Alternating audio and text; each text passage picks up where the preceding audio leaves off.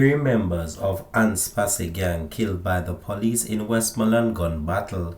Hi again and welcome. This is Links 007 TV News Report, and we'll be right back with the full details to come. Welcome to Links 007 TV News Report, providing you with the best in local and international news updates.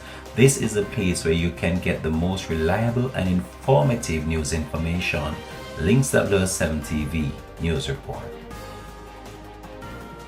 Welcome back and thanks for joining us. This is Links 007 TV News Report. Three men believed to be members of the Ants Posse gang were fatally shot during a confrontation with police in Grange Hill, Westmoreland early Wednesday morning.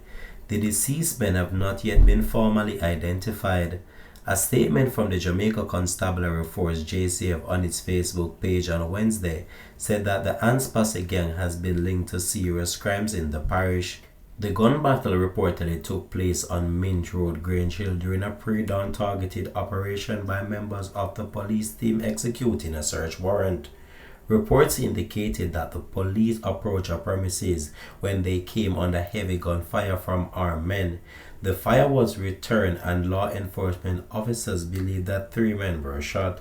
When the gun battle subsided, the three men were found suffering from what appears to be gunshot wounds. They were pronounced dead at the Savamore Hospital.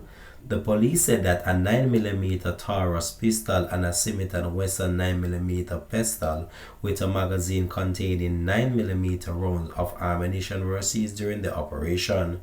Meanwhile, a fourth suspect managed to escape during the exchange of gunfire.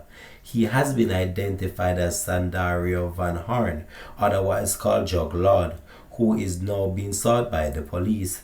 The police are continuing their investigation into the overall development. Links 007 TV News will continue to track this story and have more details to come on this in a later newscast.